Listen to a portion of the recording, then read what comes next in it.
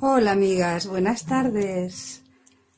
Otra vez con vosotras vamos a hacer un borda conmigo de estos que estamos haciendo leyendo el libro de Jane Austen de Sentido y Sensibilidad.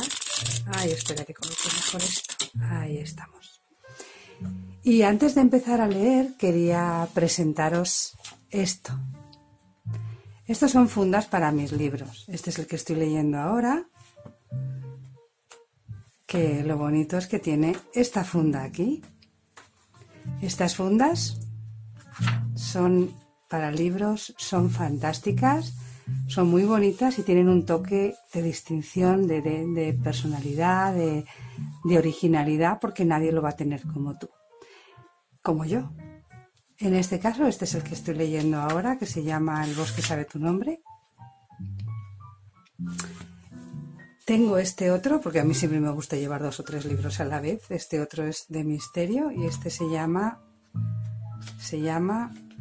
El legado en los huesos, de la trilogía de Baztán, el número 2. Y aquí tenemos otro ejemplo de funda. Y ahora al que estamos leyendo nosotras. Que mirad qué bonito, me ha encantado esta funda porque es con globos, así como muy retro, muy bonito. Y aquí es donde he forrado el que estamos leyendo de Juicio y Sentimiento, que ya sabéis que se llevó al cine como Sentido y Sensibilidad. Y este es el que vamos a estar leyendo mientras vosotras estáis bordando. Así que mientras yo hablo os da tiempo a ir a buscar vuestra labor, vuestras agujas, vuestras tijeritas, porque vamos a empezar ahora mismo.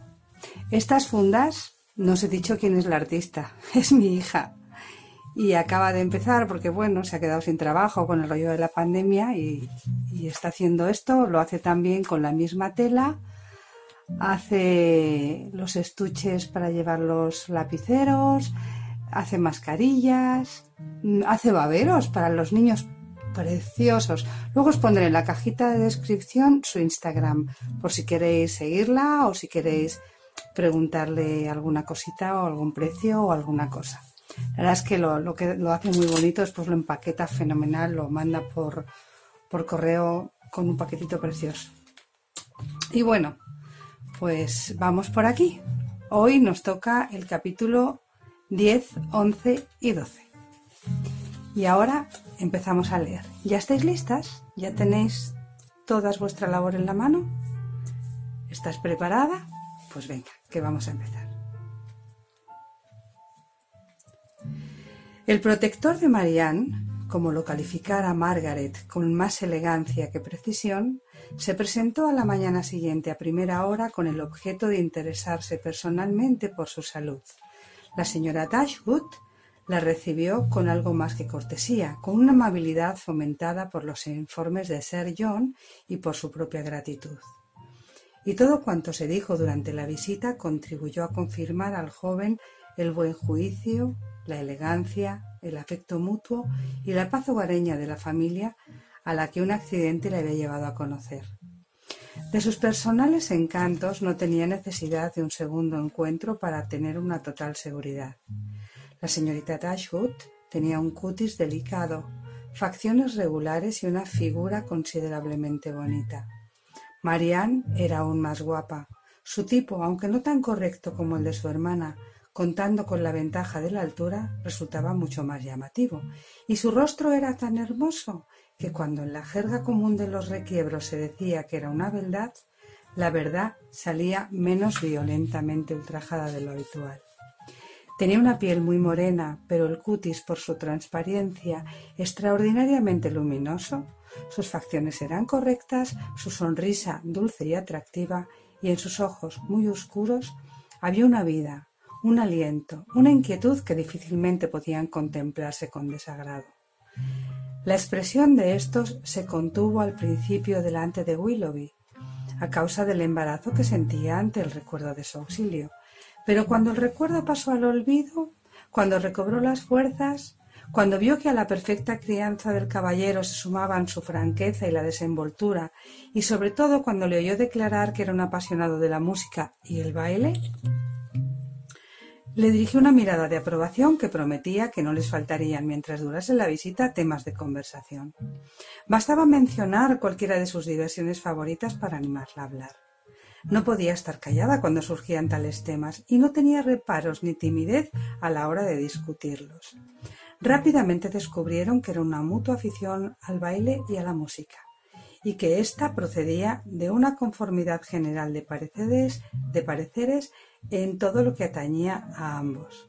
Animada, pues, por todo ello a emprender un mayor examen de las opiniones del joven, Marianne procedió a interrogarle sobre los asuntos literarios y pasó revista a sus autores favoritos y los explicó tan largamente y con tales arrebatos de entusiasmo que un joven de 25 años habría tenido que ser realmente insensible para no convertirse en un devoto inmediato de la excelencia, aunque hasta entonces no la conociera, de tales obras. Los dos tenían gustos muy parecidos, idolatraban los mismos libros, los mismos pasajes, y si aparecía alguna discrepancia y se producía alguna objeción, se disipaba en cuanto Marianne tenía la posibilidad de desplegar la fuerza de sus argumentos y el brillo de su mirada. Él se avenía a todas sus conclusiones, se contagiaba de todo su entusiasmo, y mucho antes de poner fin a la visita, charlaban ya con la familiaridad de una relación establecida desde hacía mucho tiempo. «Bien, Marianne», le dijo Elinor en cuanto Willoughby se marchó. «Creo que por una mañana ya has hecho bastante. Ya has averiguado la opinión del señor Willoughby en casi todo tema de relevancia. Sabes lo que piensa de Cooper and Scott». Tienes la seguridad de que valora su arte como es debido y has conseguido que las más variadas pruebas de que su admiración por Pope no es mayor de lo que conviene. Pero ¿en qué van a sostenerse vuestras relaciones habiendo despachado de forma tan extraordinaria todo tema de conversación? Pronto has agotado todos tus temas favoritos. Un nuevo encuentro bastará para que te dé su parecer en tema de belleza pintoresca de segundas nupcias y luego puedes quedarte sin tener nada de qué hablar. «Elinor», exclamó Marianne, «¿te parece bien? ¿Es esto justo? ¿Tan corta soy de ideas? Pero ya veo lo que quieres decir. Me he comportado con demasiada desenvoltura, demasiada alegría, demasiada franqueza. He pecado contra todas las ideas al uso sobre el decoro. He sido abierta y sincera cuando debía haber sido reservada, lánguida, aburrida e hipócrita si hubiera hablado solo del tiempo y el estado de los caminos, y si lo hubiera hecho una sola vez en lugar de 10 minutos, todos estos reproches me los habría evitado». «Cariño mío», le dijo su madre, «no debes ofenderte por lo que diga Elinor. Solo estaba bromeando. Yo misma había de reprenderla si se atreviera a querer entorpecer tu amena charla con nuestro nuevo amigo». Marianne se calmó por un momento. Willoughby, por su parte, no dejó de dar muestras del placer que obtenía en su compañía, todas las que un deseo evidente de aumentarlo podía ofrecer. Iba a verlas todos los días. Al principio, interesarse por Marianne fue su excusa, pero el calor con el que era recibido, al que cada nuevo día añadía una mayor cordialidad, hizo que la excusa fuese innecesaria antes de haber dejado de ser posible, gracias al excelente restablecimiento de Marianne. Durante algunos días estuvo confinada en la casa, pero nunca un confinamiento fue menos molesto. Willoughby era un joven de grandes recursos, imaginación despierta, humor vivaz y maneras cordiales y afectuosas. Estaba hecho precisamente para prender en el corazón de Marianne, pues a todas estas cualidades unía no solo una presencia física cautivadora, sino un natural ardor de espíritu que ahora crecía y aumentaba con el ejemplo del de ella, y que era para sus afectos la mejor recomendación. La compañía de Willoughby se convirtió gradualmente en el más exquisito placer de Marianne. Leían, hablaban, cantaban juntos. Las dotes musicales del joven eran considerables y leía con todo el sentimiento y todo el aliento que Edward, por desgracia, nunca había tenido. En la consideración de la señora Dashwood, el joven estaba tan libre de falta como en la de Marianne, y Elinor no veía en él nada censurable, excepto una propensión en la que se parecía mucho a su hermana y con la que ésta particularmente se complacía: a decir demasiado lo que pensaba en cualquier ocasión sin tener en cuenta las personas ni las circunstancias. formando, tan rápido como dándola, su opinión sobre otra gente, sacrificando la cortesía general al disfrute individual del interés en que ponía su corazón y observando tan por encima las formas de la sociedad, hacía gala de una riqueza que Elinor no podía dar por buena, a pesar de todo lo que él y Marianne pudieran alegar. Marianne empezaba ahora a darse cuenta de que la desesperación que se había apoderado de sus 16 años y medio en no conocer jamás a un hombre que pudiera colmar sus ideales de perfección, había sido precipitada y sin fundamento. Willoughby era todo cuanto su fantasía había acariciado. En aquellos desgraciados momentos, tales como en fases más esplendorosas, como respuesta a los atractivos ideales de un joven, y el comportamiento de éste revelaba que sus deseos eran a este respecto tan serios como buenas eran sus facultades. También su madre, por cuya imaginación no había ni pasado la idea del matrimonio en virtud de las perspectivas de riqueza del joven, acabó antes de que transcurriera una semana por cobrar expectativas y confiar en ellas, y por felicitarse en secreto de haberse ganado las simpatías de dos yernos como Edward y Willoughby. La simpatía del coronel Brandon por Marianne, tan precozmente descubierta por sus amigos, se hizo entonces por primera vez perceptible a Elinor, ahora que los demás habían dejado de prestarle atención. El interés y el ingenio de éstos se desviaron hacia su más afortunado rival, y las burlas de que el primero había sido objeto antes de que naciera el primer ápice de aquella simpatía cesaron cuando sus sentimientos estaban empezando realmente a merecer el escarnio que tan justamente se asocia a la sensibilidad del corazón.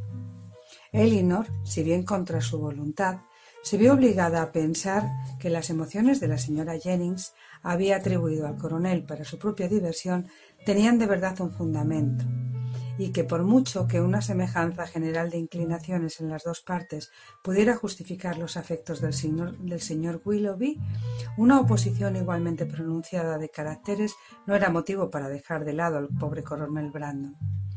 La circunstancia le causaba cierta inquietud, pues ¿qué esperanzas podía abrigar un hombre callado de 35 años frente a un joven vivaracho de 25? Y ya que no podía esperar de él que saliera triunfante, al menos confiaba sinceramente en que no se viese demasiado afectado. El coronel le gustaba, pese a su gravedad y a su reserva, tenía cualidades interesantes.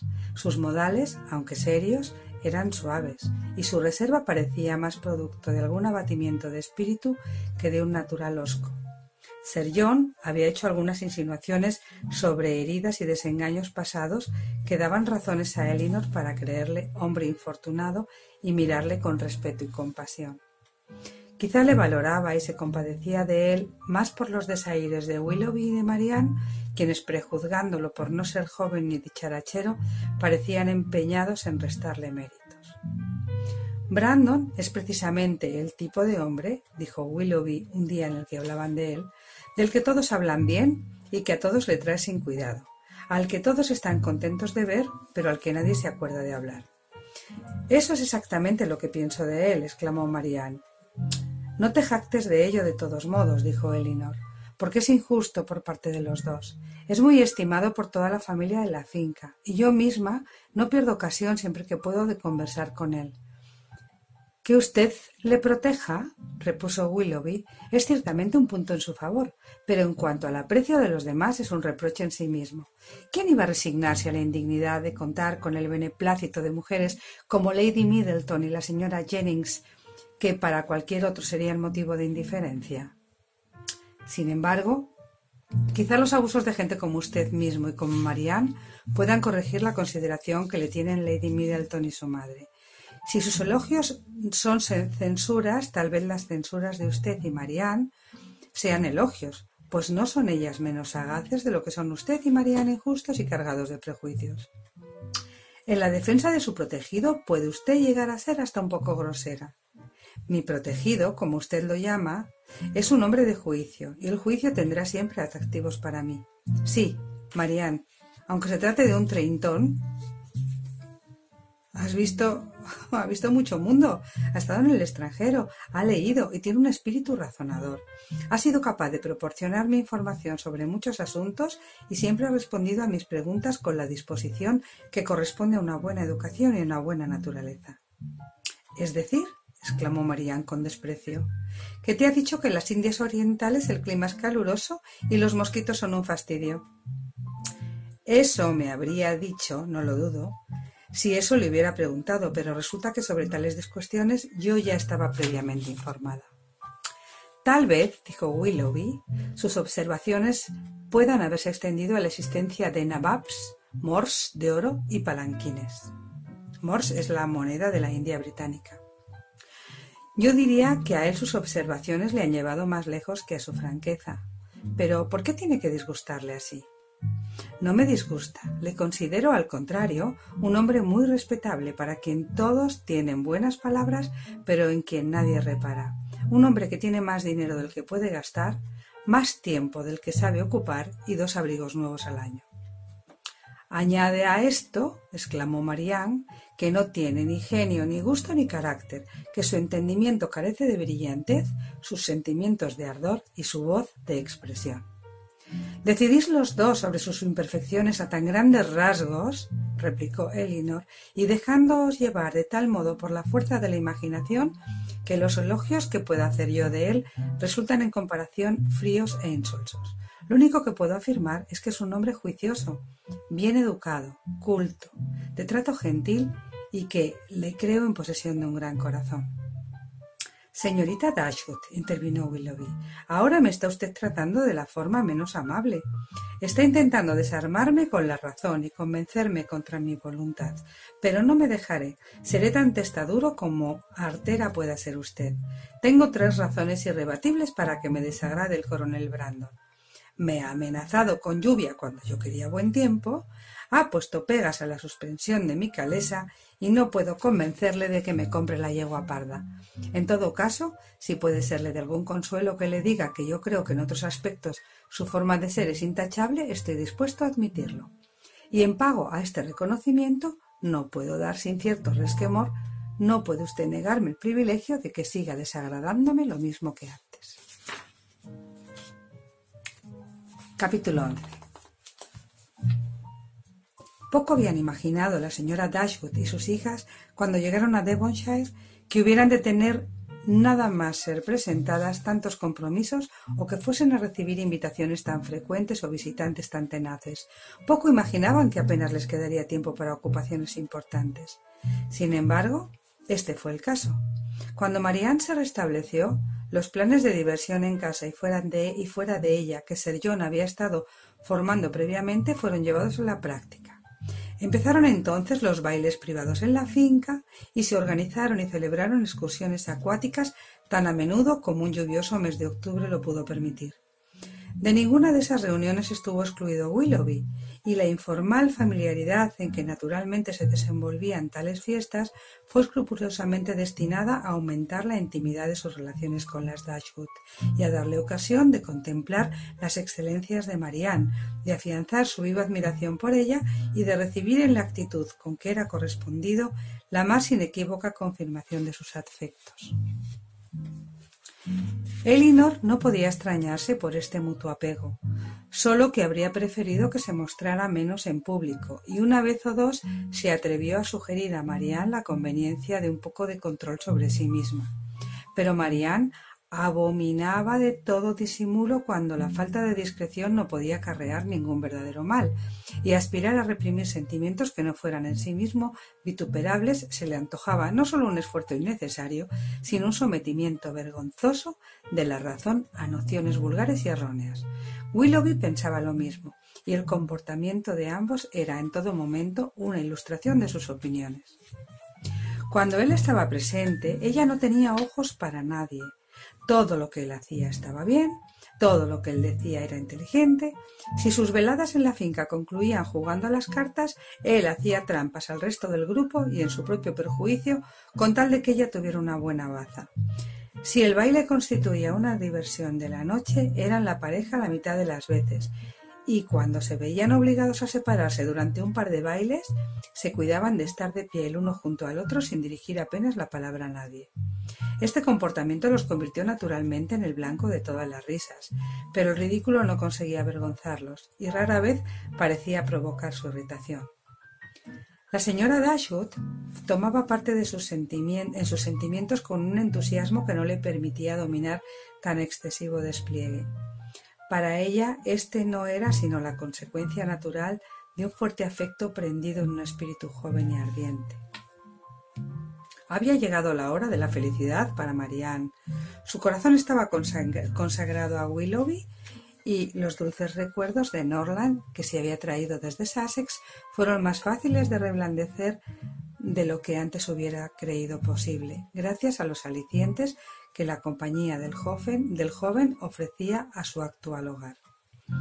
La felicidad de Elinor no era tan grande. Su corazón no estaba tan en paz, ni era tan puro su disfrute de las diversiones. Estas no le proporcionaban compañía alguna que pudieran reemplazar lo que había dejado tras de sí, ni disminuir la nostalgia que se sentía de Norland. Ni Lady Middleton ni la señora Jennings podían ofrecerle la conversación que echaba de menos, y eso que la segunda era una conversadora infatigable, y desde el principio la había tratado con tanta amabilidad que nunca había de faltarles temas de qué hablar. Ya le había contado 3 o 4 veces la historia de su vida, y si Elinor hubiera tenido tan buena memoria como medios para desarrollarla, habría podido referir desde el día que se conocieron todos los detalles de la última enfermedad del señor Jennings, así como lo que le dijo a su mujer pocos días antes de fallecer. Lady Middleton resultaba más soportable que su madre, y solo porque era más callada. No había que ser muy despierto para darse cuenta de que su discreción era una simple laxitud de carácter con la que el buen sentido nada tenía que ver. Era igual con ellas que con su marido o con su madre. No se podía por ello ni pretender ni desear conocer su intimidad. No decía nunca nada que no hubiera dicho el día anterior. Su sosería era invariable, pues ni siquiera cambiaba de humor. Y aunque no se oponía a las reuniones que organizaba su marido, ya que todo se hacía con distinción y sus 2 hijos mayores siempre estaban a su lado, nunca parecía obtener de ellas mayor placer que el que habría podido encontrar quedándose en casa. Y tampoco añadía su presencia al placer de los demás, tan escasa era su contribución a la conversación que a veces solo se acordaban de ella por la solicitud que mostraba con sus pesados niños. Solo el coronel Brandon, entre todos sus nuevos conocidos, tenía Elinor una persona que podía ver en todos los sentidos, exigir respeto para sus facultades, mover el interés de la amistad o ser una agradable compañía. Con Willoughby no podía contar. Tenía toda su admiración y toda su consideración, incluso su consideración fraternal, pero era un hombre enamorado. Marianne acaparaba todas sus atenciones, y un hombre mucho menos simpático habría podido ser en general más complaciente. El coronel Brandon, para su propia desgracia, no tenía estímulos suficientes para poder pensar, y charlando con Elinor encontraba el mayor alivio para la total indiferencia de su hermana. Elinor le compadecía cada vez más, pues cierta circunstancia le había hecho sospechar que las miserias del amor contrariado ya le eran conocidas. Esta sospecha la motivaron ciertas palabras que el coronel dejó escapar accidentalmente una noche en la finca, cuando por mutuo consenso estaban sentados uno al lado del otro mientras los demás bailaban. Los ojos del coronel no dejaban de mirar a Marianne, y tras un silencio de algunos minutos dijo con una débil sonrisa: «Su hermana, según creo, no es partidaria de los segundos amores». «No», respondió Elinor, «sus opiniones son todas románticas. Es más, creo que piensa que no pueden existir». «Eso me parece, pero como lo hace sin acordarse de su propio padre, que estuvo casado 2 veces, es algo que no sé. Un par de años más, no obstante, consolidarán sus ideas sobre la razonable base de la observación y el sentido común. Entonces, quizás sean más fáciles de definir y de justificar lo que ahora son. Ahora solo las entiende ella». «Este será el caso, probablemente», dijo el coronel. Pero aún así, hay siempre algo tan delicioso en los prejuicios de un espíritu juvenil que uno lamenta ver cómo dan paso a ideas de orden más común.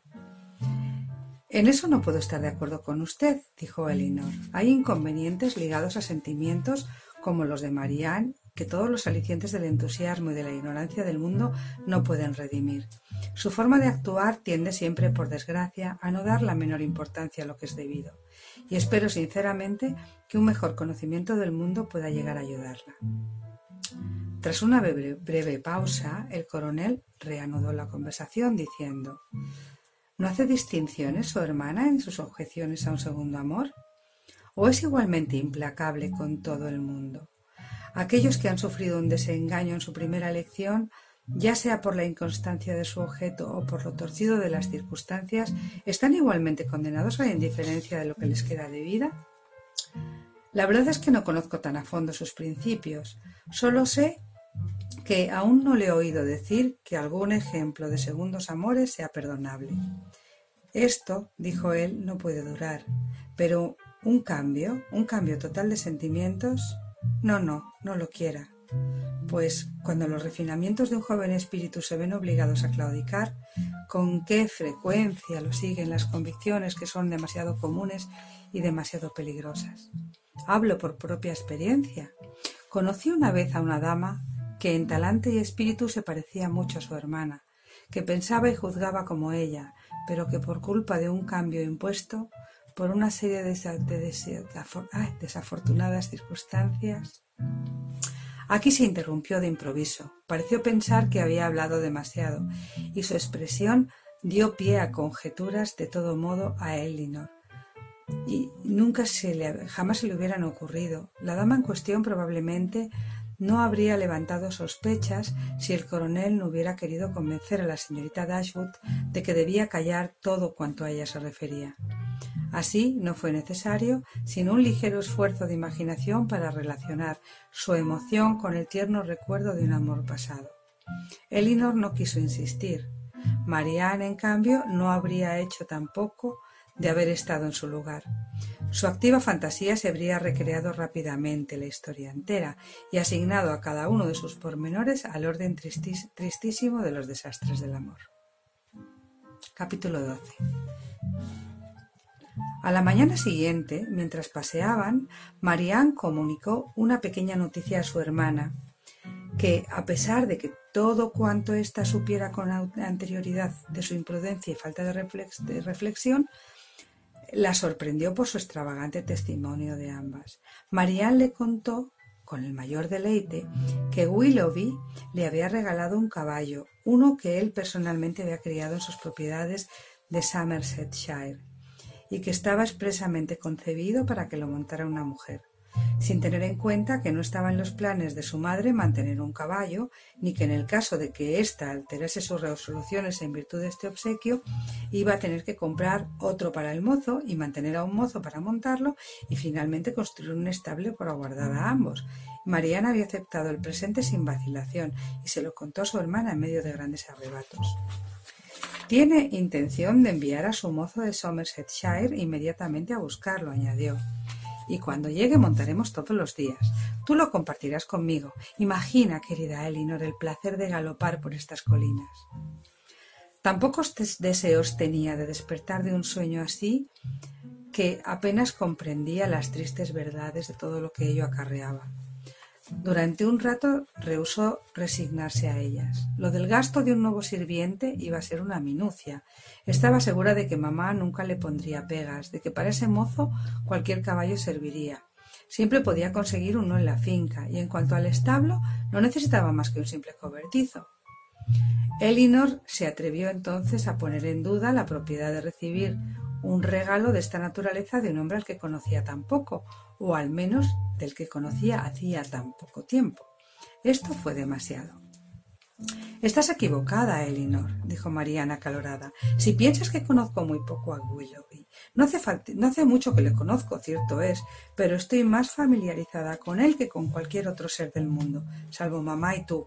No es el tiempo ni la ocasión lo que determina la intimidad, es únicamente la disposición. 7 años serían pocos para que ciertas personas se conocieran muy bien mutuamente y 7 días bastan de sobra para otras. Me sentiría más culpable de faltar al decoro si aceptase un caballo de mi hermano que aceptándolo de Willoughby. A John le conozco muy poco, aunque hayamos vivido juntos durante años. En cambio, mi juicio sobre Willoughby lleva tiempo formado. Elinor creyó que era lo más sensato no tocar más el asunto. Conocía el carácter de su hermana. Oponerse a una cuestión tan delicada no haría sino reafirmarla aún más en su propia idea. En cambio, apelando al cariño que sentía por su madre, haciéndole ver los trastornos que esa madre indulgente iba a crearle consentir, como probablemente ocurriría, a ese aumento de servidumbre, Marianne no tardó mucho en sucumbir. Prometió no tentar a su madre mencionando la oferta e induciéndole a una cortesía tan imprudente, y decirle a Willoughby, en cuanto volviera a verle, que su ofrecimiento debía ser declinado. Fiel a su palabra, y cuando Willoughby se presentó aquel mismo día en su casa, Elinor la oyó expresar en voz baja su desilusión por verse obligada a no aceptar su regalo. Las causas de esta alteración se expusieron simultáneamente, de tal manera que a él le fue imposible insistir en súplicas por su parte. Su preocupación, no obstante, fue muy patente, y después de manifestarla con solemnidad, añadió aún en voz baja: «Pero, Marianne, el caballo no deja de ser tuyo, aunque ahora no puedas hacer uso de él. Yo lo conservaré solo hasta que puedas reclamarlo. Pero cuando te vayas de Barton para formar tu propia casa en un hogar más duradero, Reina te estará esperando».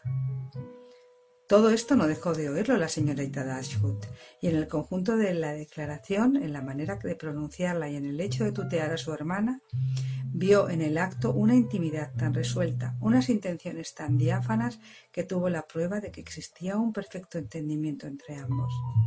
Desde ese momento no dudó de que estuvieran comprometidos, y si esta conclusión la sorprendió, fue solo porque había llegado a ella como podía haberlo hecho cualquiera de sus amigos, dado el escaso disimulo de la pareja por una simple casualidad. Al día siguiente, Margaret le contó algo que vino a arrojar aún mayor claridad sobre el asunto. Willoughby había pasado la noche anterior con ellas y Margaret, habiéndose quedado unos momentos sola con él y con Marianne en la salita, había tenido ocasión para observaciones que con una expresión de lo más solemne comunicó a su hermana mayor tan pronto como pudo verlas solas. «¡Oh, Elinor!», exclamó, «tengo que contarte un secreto de Marianne. Estoy segura de que muy pronto se casará con Willoughby». «¿Has dicho lo mismo?», repuso Elinor, «desde casi cada día cuando se vieron por primera vez en la colina de la iglesia, y no hacía, creo, ni una semana que se conocía, y ya estaba segura de que Marianne llevaba al cuello un retrato suyo, aunque luego resultó ser solo la miniatura de nuestro tío abuelo. Pero esta vez es algo completamente distinto. Estoy segura de que se casará muy pronto porque él tiene un mechón de pelo suyo». «Ve con cuidado, Margaret. Quizás se trate solo del pelo de algún tío abuelo suyo». «Pero lo cierto, Elinor, es que es de Marianne. Estoy prácticamente convencida de que lo es porque vi cómo él se lo cortaba. Anoche, después del té, cuando mamá y tú salisteis de la sala, empezaron a murmurar y a hablar rápidamente, todo con mucha prisa, y él parecía estar pidiéndole algo, y poco después cogió las tijeras de ella y le cortó un largo mechón de su cabellera, pues la llevaba suelta, y luego lo besó y lo envolvió un pedazo de papel blanco y se lo guardó en su monedero». De estos pormenores establecidos con esa autoridad, Elinor no podía apartar su confianza, ni dispuesta estaba a hacerlo, porque el episodio estaba en todo de acuerdo con lo que ella había visto y oído. La sagacidad de Margaret no siempre se manifestaba de un modo tan convincente. Una noche en que la señora Jennings las acorraló en la finca a fin de obtener el nombre del cual el joven al que Elinor favorecía lo llevaba... La sagacidad de Margaret no siempre se manifestaba de un modo tan convincente. Una noche en que la señora Jennings la acorraló en la finca a fin de obtener el nombre del joven al que Elinor favorecía particularmente, lo llevaba tiempo siendo para ella objeto de la mayor curiosidad, y Margaret respondió mirando a su hermana y diciendo: «No debo decirlo, ¿verdad, Elinor?». Eso naturalmente hizo reír a todo el mundo, y Elinor también trató de reír, pero el esfuerzo fue doloroso. Estaba segura de que Margaret pensaba en una persona en concreto, y ella sabía qué difícil le iba a resultar guardar la compostura si veía el nombre de esa persona convertido en una broma continua en boca de la señora Jennings. Marianne compartió su sentir con la mayor sinceridad, pero hizo más mal que bien a la causa al ponerse muy roja y decirle a Margaret de malos modos: «Recuerda que, sean cuales sean tus conjeturas, no tienes derecho a declararlas». «Nunca he hecho conjeturas al respecto», respondió Margaret. «Fuiste tú misma la que me lo dijo». Eso incrementó la hilaridad de la concurrencia, y Margaret se vio apremiada a decir algo más. «Oh, se lo ruego, señorita Margaret, permítanos saberlo todo», dijo la señora Jennings. «¿Cómo se llama el caballero?» «No debo decirlo, señora, pero sé muy bien quién es y sé también dónde está». Sí, podemos adivinar dónde está. Seguro que en su propia casa en Norland. Es el rector de la parroquia, ¿verdad?» «No, eso no tiene ninguna profesión». «Margaret», dijo Marianne muy excitada, «sabes que todo esto es invención tuya y que esa persona no existe en realidad». «Bien, pues entonces acaba de morir, Marianne, porque estoy segura de que alguna vez existió ese hombre y que su nombre empezaba por F». Y en ese momento Elinor debió la mayor gratitud a Lady Middleton porque ésta observó que llovía mucho, pero no pudo dejar de pensar en la interrupción obedecía menos a una atención que le dispensaba que al gran disgusto de su señoría por todos esos inelegantes motivos de guasa que tanto complacían a su marido y a su madre. Sea como fuere, la idea que ella puso en marcha la recogió en el acto el coronel Brandon, que nunca dejaba de estar atento a los sentimientos de los demás, y mucho dijeron ambos sobre la cuestión de la lluvia. Willoughby abrió el piano y pidió a Marianne que se sentara a tocar, y así, gracias a los variados esfuerzos de distintas personas por cambiar de tema, éste cayó en el olvido. Pero Elinor no se recobró tan fácilmente del estado de alarma en el que se había sumido. Esa noche se organizó una excursión para ir al día siguiente a ver un sitio muy bonito a unas 12 millas de Barton, propiedad de un cuñado del coronel Brandon. Solo éste podía servirles de guía, pues el propietario, entonces de viaje, había dado órdenes estrictas al respecto. Se dijo que los jardines eran extraordinarios y preciosos, y Sir John, que particularmente efusivo en sus elogios, quizá tuviera autoridad para erigirse en un juez aceptable, pues había organizado excursiones al mismo lugar al menos 2 veces cada verano en los últimos 10 años. En los jardines había una noble cantidad de agua. Un paseo en barca iba a constituir una buena parte de la diversión matutina.